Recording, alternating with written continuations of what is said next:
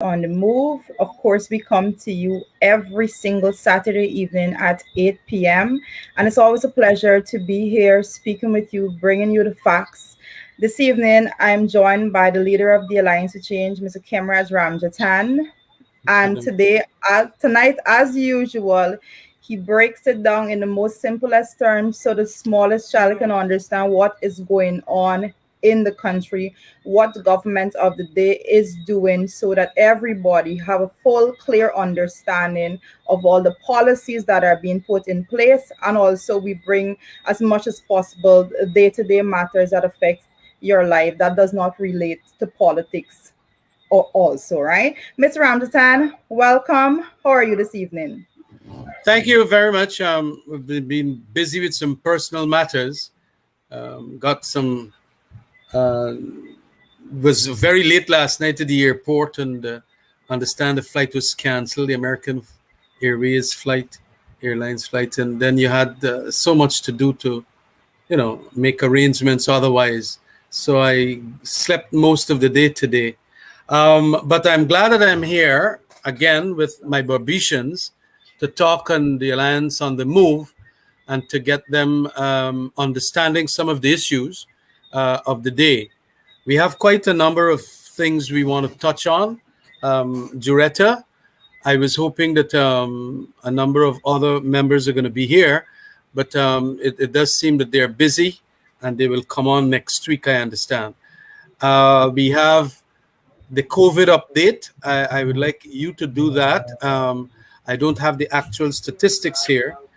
And also to make mention of something to do with the lessening of the hours of the curfew from, Oh, I think, 12 to 4 p.m. four, 4 12 a.m. to So, yeah. yeah. So if you Well, could Mr. give us. Ramjatan, I can actually go straight into that because I can pull that up right now. But as of today, October 30th, what we're looking at is the total number of confirmed cases in Guyana thus far soared to 5,548. We have a number of new cases being 104, number of persons in the COVID ICU being 17, and also a very important number here is the number of persons in home isolation, which is 2,758. I want to talk about that a little bit because we're seeing 2,758 persons being in home isolation, supposedly being in home isolation, because as we would have heard, there is no proper system set up to monitor anybody in home isolation. So these persons that are being listed in this particular set of statistics, the persons are saying they're in home isolation, the persons that were tested positive, they're not necessarily sick. A lot of them would be asymptomatic persons. They are tested positive, but they're not showing any symptoms or whatever else. So these persons are allowed to go home and they're not going to be institutionalized at a COVID hospital and so forth. And when these persons go home now, they're not supposed to leave the confine of that home. Right.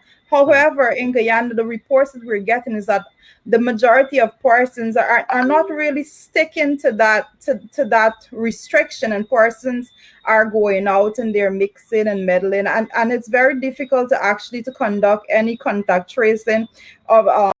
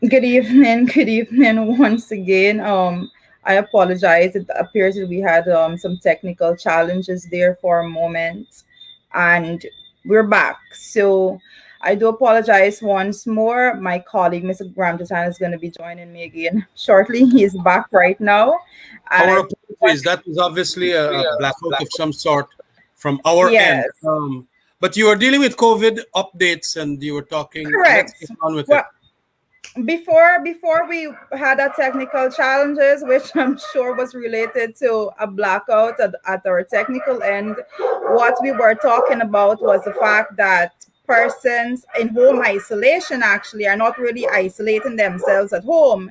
And now what we see coupled with this, Mr. Ramjatan, I want to just bring in the fact that the government released a new gazetted order today in which they are stating that the curfew is now from 12 midnight to 4 a.m. And I read some of the comments that were coming out under those news articles, and people basically said, "Oh well, they're giving you some time to go home and sleep to come out again," because it doesn't make any sense altogether. Putting a curfew from 12 midnight to 4 a.m. It basically does nothing. What we see the government doing here is what we've been saying all along. The government is just concerned about making sure that the private sector is okay, and the private sector is complaining that they're losing money and they need to be open for longer hours and so forth. And the government is saying basically, you know what, we're going to risk the lives of Guyanese people. We don't care if we have over 35,000 persons tested positive so far. We don't care about the ones in the ICU, and we definitely don't care about the ones that are in home isolation. We don't mind if we don't check in on them. We don't care if they go out. But what we're going to do is make sure that the private sector remains the money making body that they are, and we're going to do everything in our power. This is what the government is actually saying to Guyanese people. So now the private sector is going to be rejoicing that, you know what, we're going to be persons are going to be open until 12 midnight. I don't think there's very few places that actually open way into the morning hours. But they're going to be very happy, and the persons like yourself, your children, your families are going to be exposed because we have no proper mechanism of doing any contact tracing for COVID, and hence you can't really protect yourself and family at this point with the rate of spread that may very well go on at this point. Did you get the statistics, Juretta, in I relation to did. the deaths that happened recently? Because I didn't hear you on The that. number of deaths to date is 913. 913. 913 persons died thus far. Yeah. Well, I want to put in my piece here to say that there is a tremendous amount of individual responsibility that must be exercised. And government must also help in constraining people from behaving irresponsible, and to extend the free up time or to limit the curfew time is but an irresponsible action on the part of the government. We had it from, I think, 9:30 or 10:30 or about thereabouts to 4 in the morning. Now you restrict, you're lessening the amount of hours for curfew. Curfew is a necessary thing, especially in a lockdown in which 900, it gone over 900 mark already. And so it is very vital that the government has a hand as to what the people could be doing out in the late hours of the night and, causing a further extension of the thing. Guyanese are generally hard ears when it comes to these curfew matters. And they got a set of them who feel that they are justified in violating curfews. I remember when I had put on the curfew in relation to drinking hours in bars and so on. These fellas felt that it was, a good thing to go break the curfew and so on. This, what we are talking about, is not only alcohol, it's a combination of alcohol with one of the deadliest disease known to mankind, this pandemic of COVID-19. And so it is a mixture that is very, very poisonous. And so you can get it from somebody that is there, that has it. Then you send it to your home. You go, you talk to your children the next morning. You sleep with your wife, this, that. More people will catch it. And that is why this thing is not being curbed as we thought it would. And it is important then that even if the government is irresponsible, as we know that they are, you people, you Barbicians out there, you those listeners and viewers out there, please listen up to us. We have had shows here by Dr. Sumar indicating that it is your duty to keep yourself alive. And alive mean here that you don't go walk about the place, you don't go walk about 12 o'clock night and then immediately after 4 in the morning and so on. It is disastrous. And what is going to make it worse is because of the fact that it's so contagious and infectious a disease that sometimes you get them, you don't know that you got them. And then you go and you give innocent people, young children, and all of that. So I am urging that everybody, of course, take the shots. I don't think we have passed 51% of people taking 2 of the shots yet. So we still have about half of the population who have not taken the shots. That is 2 shots of either the AstraZeneca, and they name them inside of this new release, Moderna, Pfizer, Johnson & Johnson, and Sputnik and things like that. So we are urging people, because this thing is getting too bad. Just now, 1,000 Guyanese would have died from this thing. And that is only what they're reporting, you know. We understand that there might be some other people who would have died of the COVID, but were not reported. And that could be that we already reached the 1,000 mark. But the amount of people who are catching it, and then, of course, those who are at home in home isolation. I mean, again, the very bad, indisciplined behavior of some Guyanese, when you put them in home isolation, they could go and do the whole village by talking to people and doing all kinds of nonsense, and because it is not scrutinized. But that is a difficult one to deal with. You got to get the resources to send people out there and so on. But they have now, as part of their function or dysfunction, they have taken off all the medical health officers from certain areas who are trained to do this kind of thing.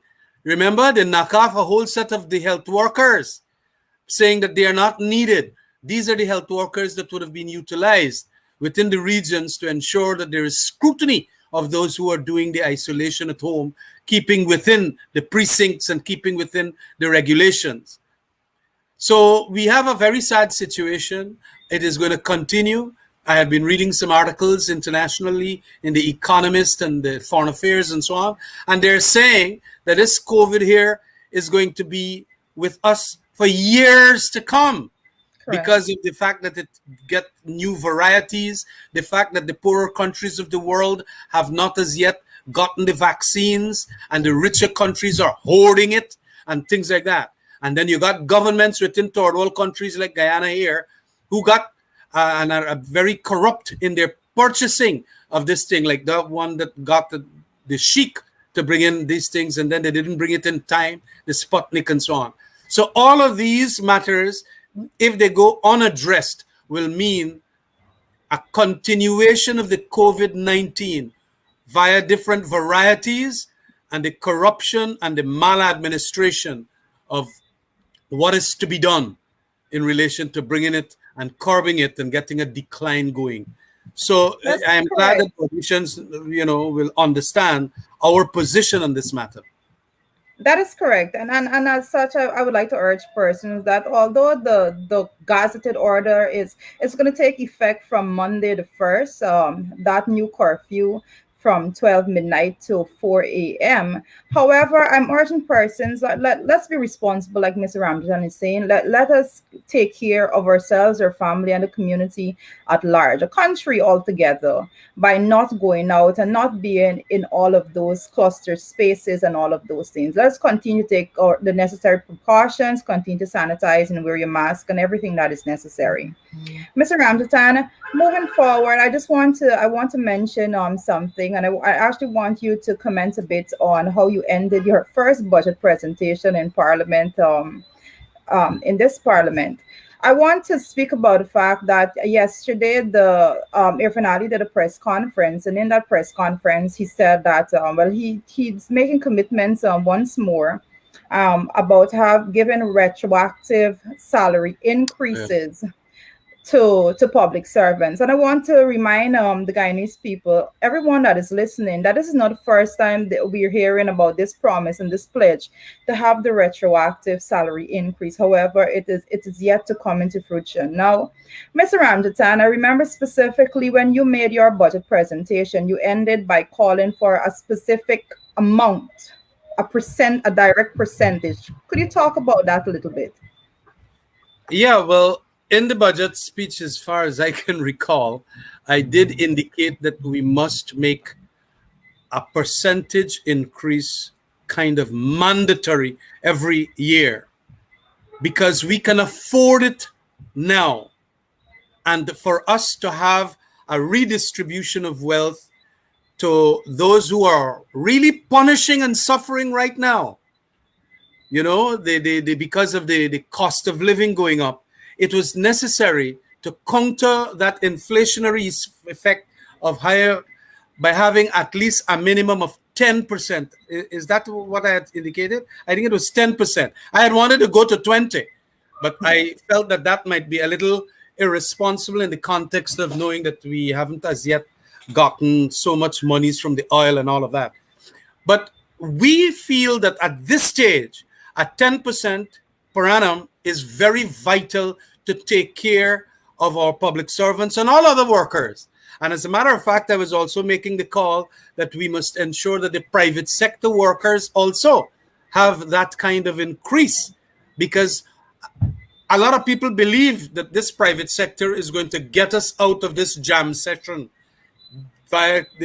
because the private sector loves to feel that they are going to take their hand out of this trouble.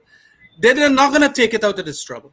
The private sector exploits a lot of these workers, and they don't even pay the $76,000 minimum wage. They pay far less.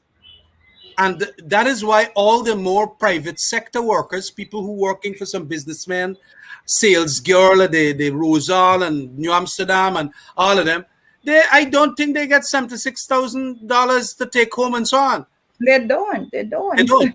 And so they're really, really punishing. I got 2 calls, one from Bushlot tonight and one from Bath Settlement, a good friend of mine at Bath Settlement. And he's telling me that these people are punishing, but they're ashamed to come out.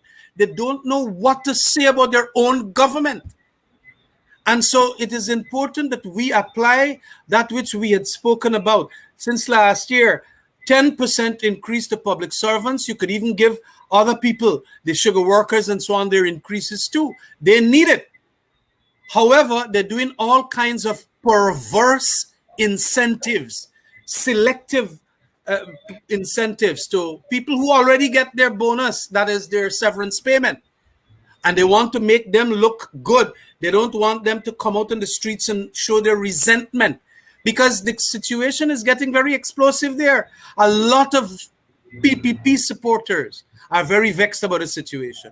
And they now realize that a lot of the public servants who are literally the executive of their decision making, the people who execute on the decisions, like policemen, nurse, army people and so on, they got to pay them a salary that they could live on. When the policeman goes back home and doesn't get the money, you force him to do a number of other things to trade off so that he could buy the food from the food basket in the markets. So it is important now that we do this thing. But they have been promising. Last year, when we made the comment, they said they're going to do it. Now we hear another promise that they're going to do it later this year. Well, we are urging that they not only do the 10% for this year, but they do a retroactive one for the year 2020, in keeping with what we had done over the past couple of years from 2015 to 2020, right down to 2020. So it is important then that this administration that cares about the working class, but that is only top. They're only talking about working class. Everything now is business associates of theirs that they're looking after.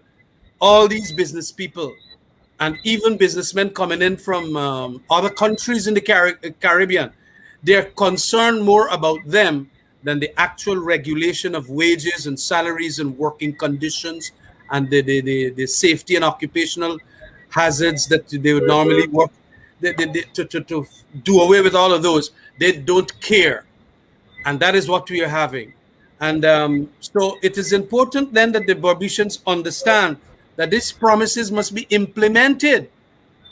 And we thought that it's going to happen immediately as soon as Parliament, I think the 10th of October was the date Parliament was supposed to reconvene.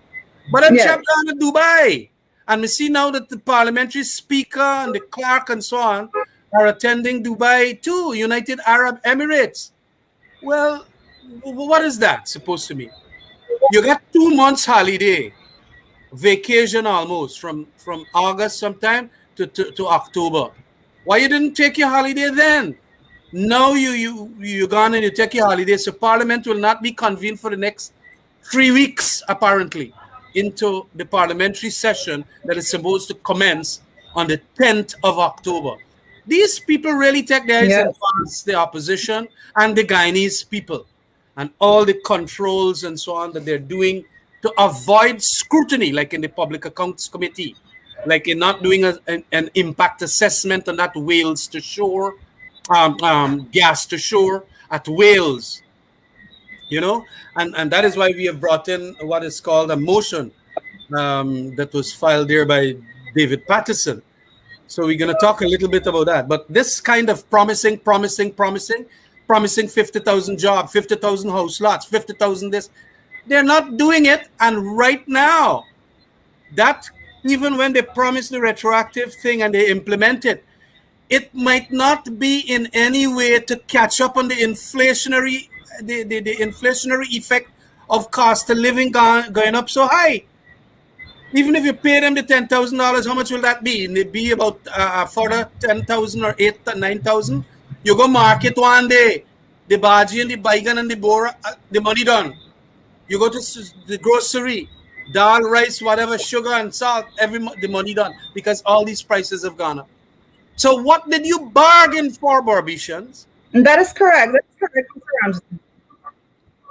Go ahead, Doretta. I think that's the most important numbers that persons need to be looking at when the government is actually giving this retroactive salary increase, which we're going to hold them to it. Well, they didn't give any for last year, and I believe that that's a very, very important point that you just raised there, Mr. Ramjitan. And the government cannot just come at the end of 2021 to give a retroactive increase to public servants just for 2021, knowing full well that they gave absolutely no increase back in 2020. 2020 needs to be covered as well in any increase that the government is bringing and actually pledging to the people of this country, the hardworking public servants. And what we need to remember is the fact that we the half-year report and actually the Bureau Statistics give that their numbers up to July of 2021, from January to July of 2021, the inflation rate for food items was 14%. So the government can't come with any little pittance of an increase for persons and pledging when the actual price of food increased by 14% from January to July of 2021. So these are very, very important numbers that we need to be looking at. And of course, we need to be holding them responsible for these excessive inflationary prices. We need to hold them responsible for the fact that they are yet to give public servants that increase when they are going ahead and making all necessary accommodations so that the private sector is cushioned and the private sector remains okay. As we just mentioned, they're making sure that private sector persons could open until midnight right now because they've extended that curfew time. So every single policy decision that they're making is just to make sure that private sector is good and the public servants are yet to receive any meaningful, tangible benefit from this current administration. These are things that we need to continue to bring to the public light, because a lot of times, the supporters of the PPP, everybody have their political party that they support, but a lot of times the supporters of the PPP, they're just clutching at straws in order to make an argument that the government care for poor people, when the glaring evidence is out there that the government does not care at all for anybody that is not at a certain status in society, if I can put it over in that manner. And And I it is wanted to indeed. Yeah, go ahead. Go ahead. now, I was just about to say, and I want us to talk about the rate of borrowings thus far that this government has been undertaking. Again, if you go back to that mid-year report, I believe it was Sabrok News that actually ran with an article that was highlighting the fact that for the first half year period of 2020 as against 2021, in 2021, this year, the government of Guyana has borrowed 10 times more than it did at the first half of 2020. These are the things that we've been saying all along. A lot of times we come on and we talk about these things, and persons just probably some supporters of the PPP just want to believe, and they want to push the narrative that, oh, they're just saying that. We have the institutions coming out, these reports are coming out to justify and to back up what we've been saying all along.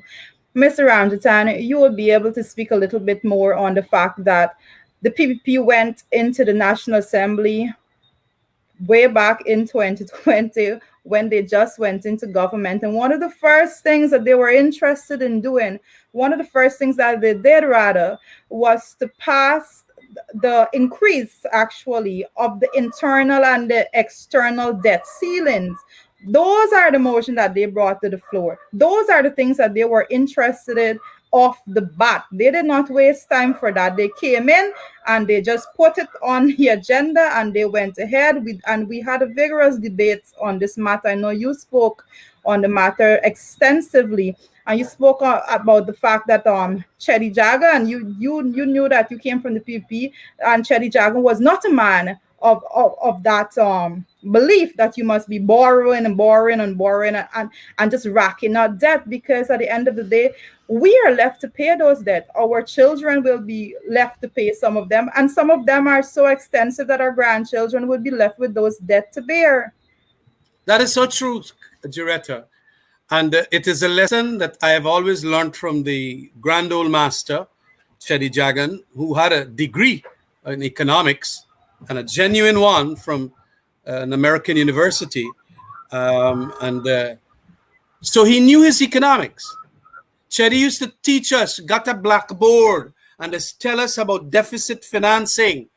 I remember at Akabek College and so on, the fella come in and saying that I want you youngsters to understand these things and these concepts, because even if you can't go to university, even if you can't get all the degrees and so on, you will appreciate how government should be run. And he used to be very critical those days in the 80s and so on when I was there. The important thing here is that the best budget is the balanced budget. Balanced budget means the one in which your income is almost the exact as to what you will now spend. It's just like a housewife. That may be bringing it clearer to the ordinary Barbicians here. If you work in for $50,000 a month, you can go and make arrangements to buy things that is worth $100,000, because at the end of the month, you're going to get a deficit of $50,000. And if every month you do that, at the end of the year, you get a big deficit. And sometimes people now start wanting now back their monies that you owe them. They take away your house, they take away your car, they take away your bicycle, they take away your mattress and everything. So you must learn, as good economists say, ensure that what your income that comes into your household is that which you spend. That is what is called balanced budgeting. Now, we were trying as best as possible to bring back balanced budgets to Guyana via the very good policies of Winston Jordan. And he had literally brought it back. Our deficit per budget for the 2019 was extraordinarily small. But the very first budget, and now the second one, the deficit is $100 billion. So when they said that they're going to spend so much money, they ain't really got an income to allow them to spend that money. They're just literally going to the bank and borrowing. And they did that via the very first piece of legislation they passed when they jacked up the ceiling level as to how much a government must borrow. And it was from, I think, 200 billion to 600 billion. And the other one was 150 to 400 Correct. billion, internal and external borrowing. Imagine that, from 250 to 600 billion, and from 150 to 400 billion, internal and external respectively. What nonsense is that? And when we talk about these things, I went to Borby's attack. Man, I'm going to get more money for spend. It's not money you're going to get for spend. It's a lot more money that the government going to thief. And they're going to get better Prattville 4 and 5 coming on stream soon. You better believe it. And they're going to do all manner of things to get corrupt, because that is what they were. And Barbicians, you are feeling the pinch now. I understand people in Albion, people in Skeldon. It's a hell of a thing. Even the fish price gone up. Then I went up there. My sister wanted, that I had to carry to the airport. She wanted some shrimp. So I'm shrimp up with the scarlet. They fry it up and it is be real nice in vegetables and so on. $23,000 per bucket now. $23,000 Wow. people can't eat. That is a form of protein that ordinary poor people and so on just eat in quarantine there. Then I got that now. You really got to dish out money, and they don't have money to dish out to go and pay the people that catch the shrimps and so on. Fish, too, is very, very expensive. I mean, what's the one that is very dear? Gilbaka. Almost $1,000, $1,100 Yes. a pound. Snapper, $600-700 a pound. What it is, and these are fishes that the people bring it at the coca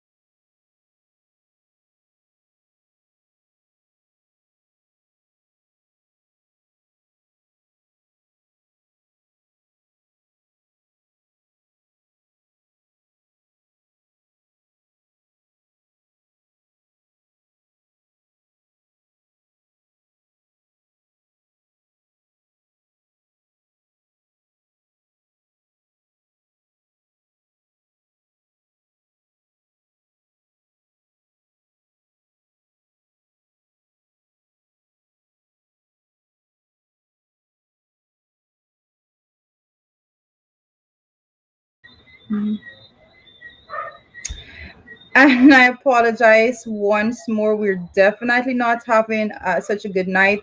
We're having a lot of technical Yeah. challenges on this end. Our technician is experiencing some power outages, and the system takes a couple minutes to reboot.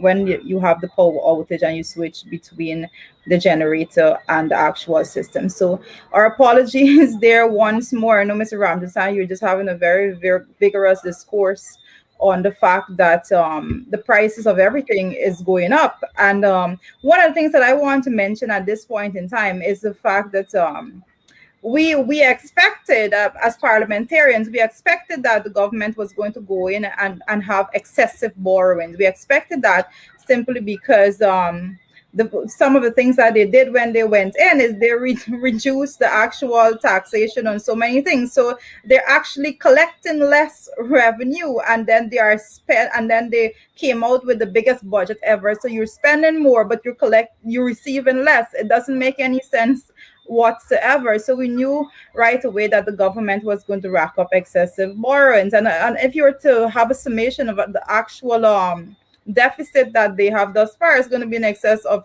the 200 billion, since they went in with those two budgets, the supplementary budget that they had also. So these are the facts that are before us. And I want to say at this point in time that the government makes this claim that the private sector, they look after the private sector because the private sector needs to be okay, so that the money will trickle down to the ordinary man and woman. And what we would know is that that has not been happening. And what the APNU AFC administration actually did by actually collecting the taxes themselves and injecting it into the economy as a, I think I think we are really having trouble this evening with No, just go our on, go on, go on. technical pro. But what we're saying basically is that the government knew from the inception that the only way that they could recover and actually go ahead with their agenda is to rack up tremendous debt for this country. And this is what we're saying, what we're seeing right now. So in the first, I'll just remind persons where we started this discussion on this particular point is that in the first half year of 2021, the government of Guyana has borrowed 10 times more than the government did at the first half year of 2020. This is the level of seriousness that is going on. But Mr. Ramjatan, I know that we had some little breaks there in transmissions. I want to allow you to go into the discussion with the Wales gas to shore base. Yes, that is an important project, probably the biggest, most expensive project that government will undertake in the history of Guyana. You know, the very big one that turned out to be a big failure was the Skeldon factory, and that cost about 200 million US dollars. Is today literally derelict because, of course, mismanagement at the hands of the Jagdeo and Ramutar administration, and we tried to correct the situation, and of course the whole thing. And as Barbicians know, it had to end that way. We had warned them that you have to start doing right sizing from years ago, which we then implemented because we knew that this thing was not going to go the way of profits. It was not going to go the way of profits at all. However, we now have an important project called the Gas to Shore. As you know, Barbicians, when the oil is being pulled up, a lot of gas, natural gas, that is very useful for cooking purposes and for welding and so many other purposes, comes up with that gas. And we had made an arrangement whereby, indeed, we had wanted to set up a gas to shore base somewhere in east coast of Demerara. I think it was at Woodley Park, that will come straight to what is called that area. There was another place in that island, that little place when you cross the bridge, the Berbice Bridge. That was also another area, but I understand it was low. What we have here now is a continuation of the process to have the gas to shore, but a PPP wants to shift it away from where we had been recommended that it should be placed. And that recommendation came from a number of experts who felt that that will be the shortest pipeline. It's going to be about 100 miles or 100 kilometers, whatever it is, from where the Liza 1 and Liza 2 is, straight down to the coast of Guyana here. Now, they want to carry it to Wales, where it will have in the vicinity of about 110 kilometers long, under the sea, or what you call laid under the sea, on the seabed, and then another 27 kilometers on the land itself. And it is going across a river that is known for it being the busiest river in Guyana. Marine traffic, that is. All them big 40-foot container boat that's come there. A lot of the rice that takes off, sugar and so on, comes off from Demerara River. Big ships that comes in for other things and so on, enter Guyana River, the Demerara River in Guyana. And they want to bring this pipeline in there. And we have had tremendous difficulties accepting this. Of course, the PPP wants to say that we're going to give the Wales estate people the thing because they deserve to be employed and so on, and a whole lot of other things. But we are saying that this thing is dangerous because not only would the marine traffic pass through, and by the way, it is one of the shallowest rivers that we got. Even if you put the pipeline there, like it has happened with the cable running across from the GPL cable, so many times that cable bust up because some boat bottom catch them, and the thing cause so much of blackouts all the time. Now, if you get pipes that doing natural gas, which is very dangerous, and they're touched by the bottom of boats and let me say low tide and so on, this thing could mean very, very difficult, bring difficulties to the entire West Coast and Georgetown set of people. It could affect marine life and all of that. And they are not doing what is called an environmental impact assessment that, is going to take into consideration what got to be done here. And so we are asking that the government, via this motion in Parliament, that this government, knowing that there are so many difficulties as regards safety and environmental risks and the worsening of the marine traffic congestion there, that we should spend Guyana's dollars. By the way, this thing is going to cost $900 million US dollars. So it will be $700 million US dollars more than the Skeldon factory. And that is a huge amount of money. Now, when you're spending so much a big set of money, you got to do proper environmental impact assessment.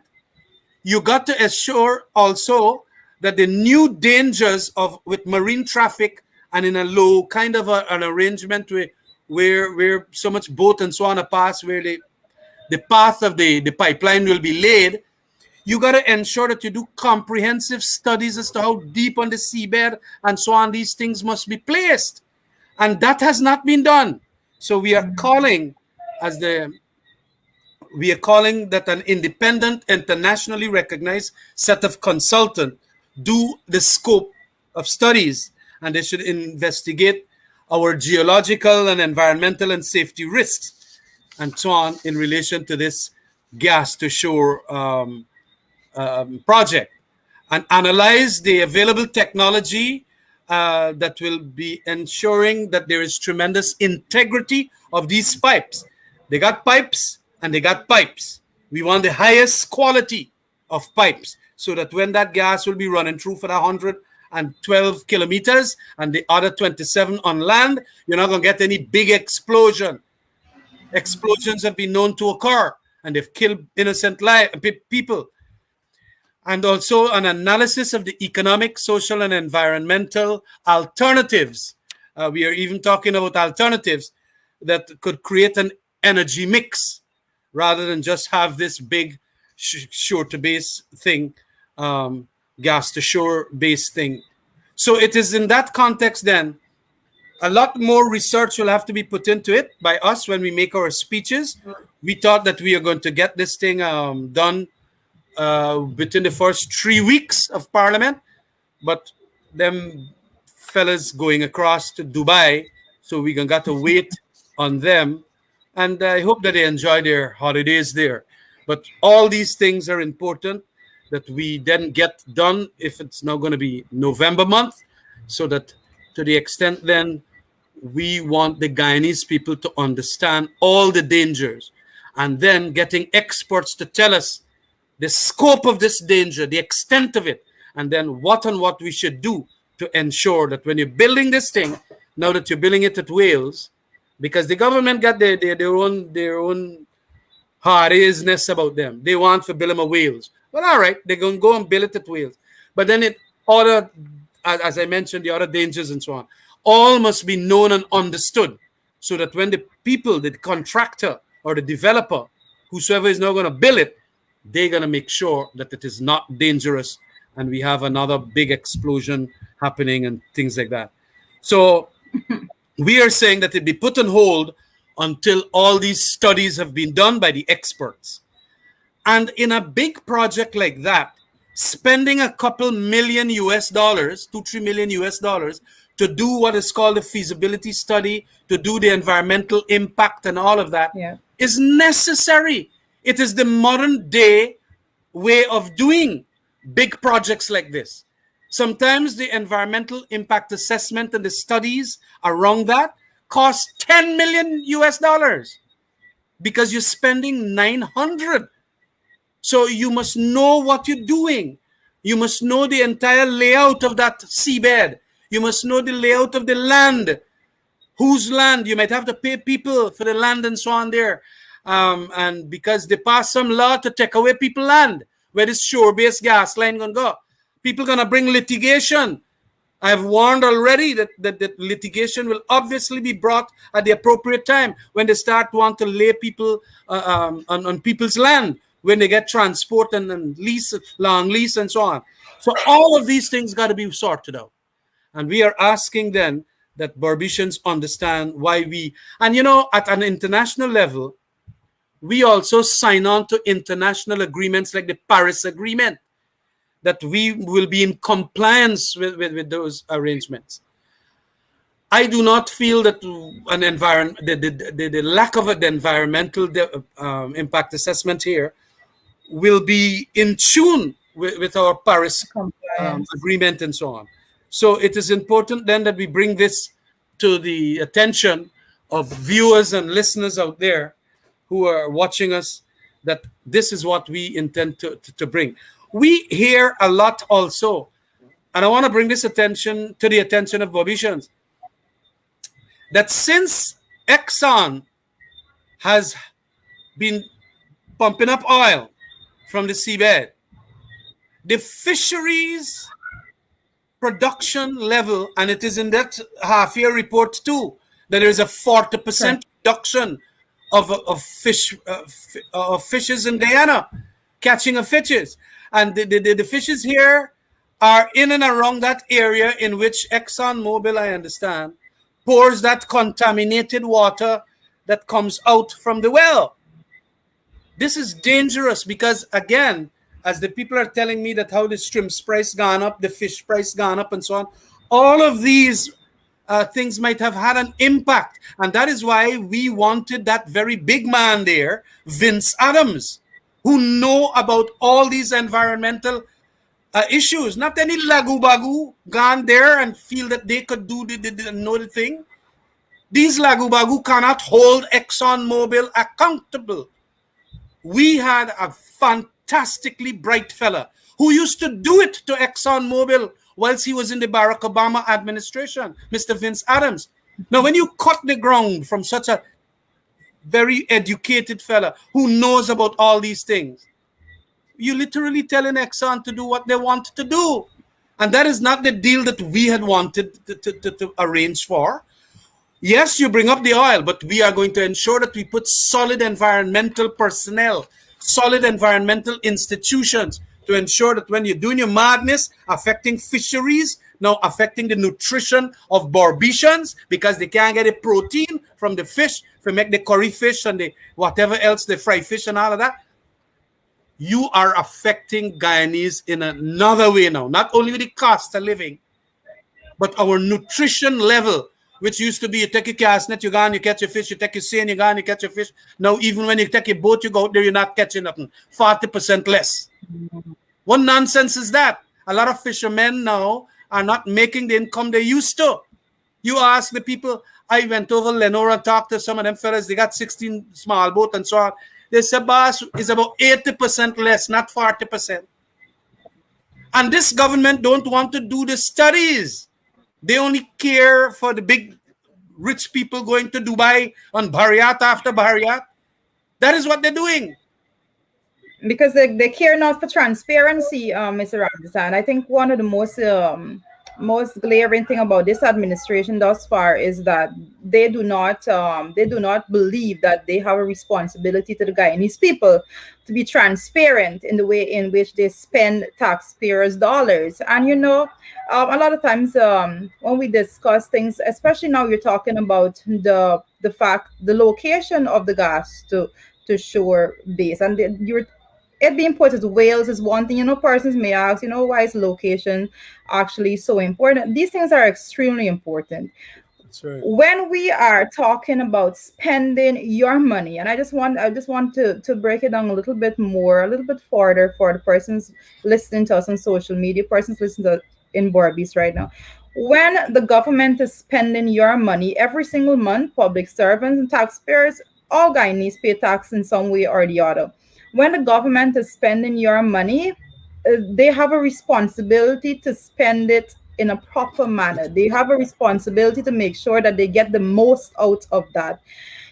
When the government go out and they make decisions without doing these very necessary studies, without doing these feasibility studies, these environmental impact assessment, and so many other studies, when they go out and they make decisions minus these studies, they end up wasting the money that they deduct from you in taxes every single month.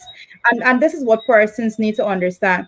Now in economics, you simply learn that there's a concept in economics called opportunity cost. I know in accounting people just say, oh well, it's if you're going to pay X amount of money to get X value, then that's how the accountants look at it. But in economics, there's a concept called opportunity cost. And basically what it says is that when governments, especially when governments are spending people's money, taxpayers' dollars, they have a responsibility to look at to inject those money into the most feasible projects. That's right.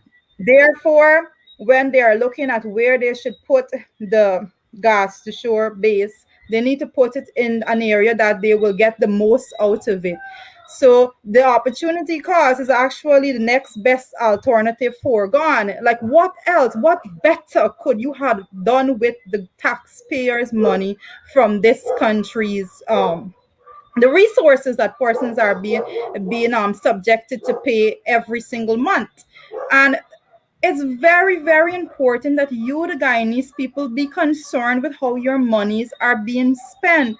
It is not okay for a government to just deduct taxes from you all the time and then to take your money and recklessly go and push it into projects that they haven't done feasibility studies for, that they haven't done environmental impact assessment for, because the people of Wales probably think, this is a good thing. It's going to bring a lot of economic activity to it. But then an environmental impact assessment may show those persons that they'll be at risk, their health may be at risk, and so forth. So these are the reasons why we're asking for these studies. It's not just you just want to stifle anything or any such matter, but we need to make sure that the government is taking all these things into consideration. And no one out there can say that the government is, because the PPP have a way of not being transparent with anything that they're doing whatsoever. So the PPP goes out and they do things, and they come to the Guyanese people and say, oh, we took all the necessary precautions. No, that is not the way in which you do it. A government have a responsibility to come to the Guyanese people and say, we have done X, Y, Z, and these are the findings from this study. We don't want to hear, we want to see the results of these studies. We want to read the findings ourselves, and so on and so forth. Mr. Ramjatan, I know we're just about at program time, so I'll just invite you to give your final statements and whatever else you need to say on this matter.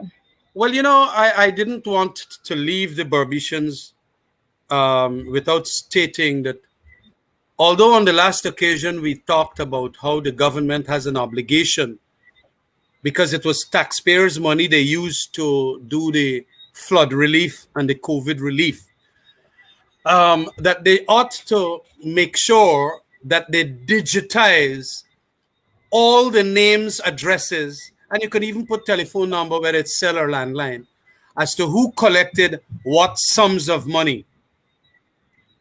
And since you have a record that the people would have collected this money for cattle lost or crops lost or rice field flooded and whatever, then you can even put on the last column for 80 acres or so on rice lost. So that we could now know who and who really get the monies as against who didn't get.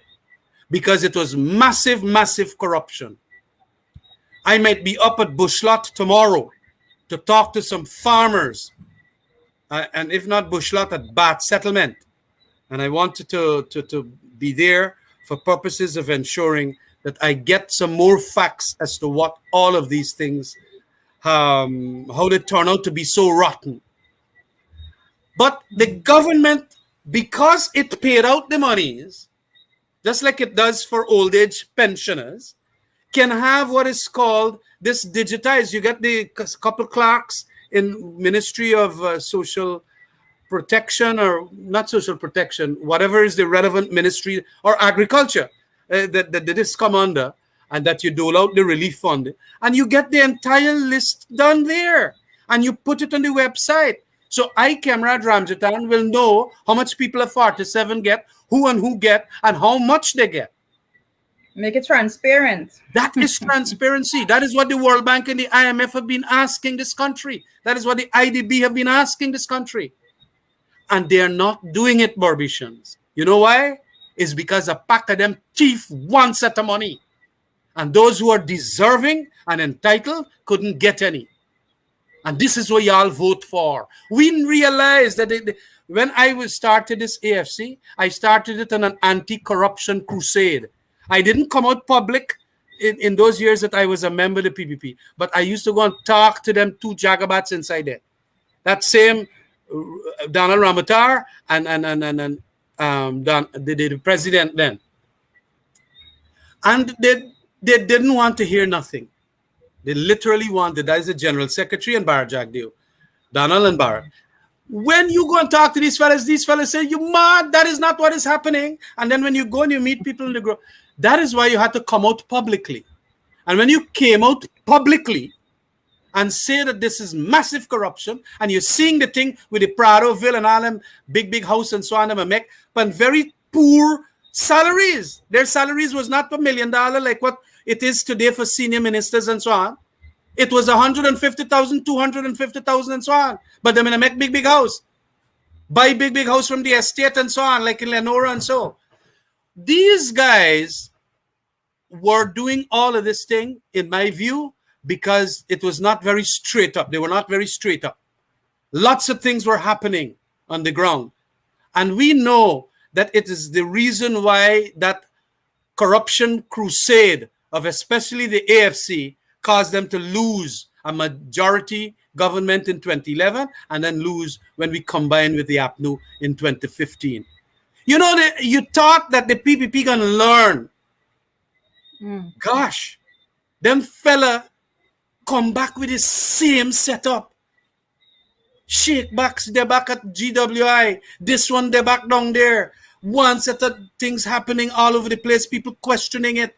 And people are saying that, you know, if you didn't do anything wrong, gosh, man, write it out, just like the paper the people had to sign up on type it out quickly, and put it on the website. We, with the taxpayers now, whose money was spent, will scrutinize it to find out. They don't want to do that. You know why? Rule of thumb, when you don't want to be transparent and accountable, it is because they got lots of runnings underneath. And that is why Well, I want that's to leave. I think that's a good note for us to end tonight's program on. The lack of transparency of the PPP. It's glaring, and these are the facts. I mean, persons can try to defend it the best they could, but the fact will remain that the PPP is not a transparent group of persons. They have been running the government with lack of transparency from their very first day back in office. This is the way in which they conducted themselves prior to 2015, and they went straight back into office in 2020 with the same behavior. So we don't expect to see that change at all, and we just encourage persons to continue to be very, very careful with what they say to you. Question them a little bit more. When these government ministers come and you get an opportunity to have discourse with them, and so ask about the lack of transparency. And you're the citizens of this country, and you are the persons that are responsible for the government of the day. So I encourage everyone to continue to join us every Saturday at 8 p.m. to 9 p.m. It's always great to be here with you. Thank you for being with us once more. Have a good night and enjoy your Sunday tomorrow. Thank you very much, Barbicians.